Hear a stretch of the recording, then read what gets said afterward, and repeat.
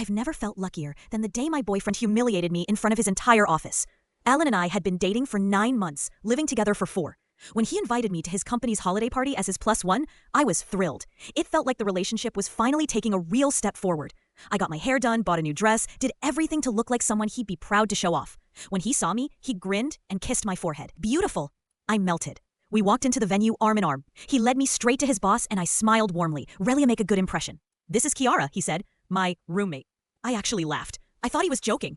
But then he did it again, and again, and again. Every colleague, every introduction he said, "This is my roommate." By the 5th time, my fake smile hurt.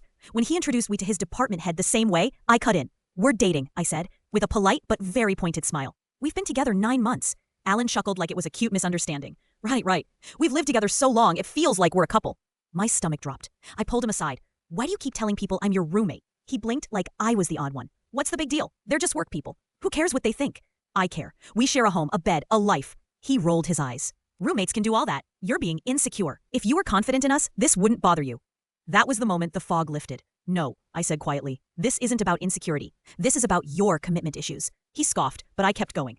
"You freaked out when I kept a toothbrush at your place. You refused to introduce me to friends or family. You made me buy all the furniture. I honestly thought moving in meant something changed." He shrugged. "Maybe because this is casual. Did we ever define anything?"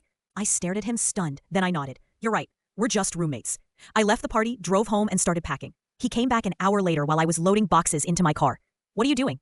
"Moving out," I said. "Roommates can do that." He laughed like I was adorable. "You're being dramatic. You'll be back in a week when you realize how much you need me." But I didn't come back. Not that week. Not ever. I stayed with my sister until I got my own place. Alan spiraled, because apparently the roommate he didn't value was the one cleaning, paying bills, ironing clothes, buying groceries, and keeping his life operational.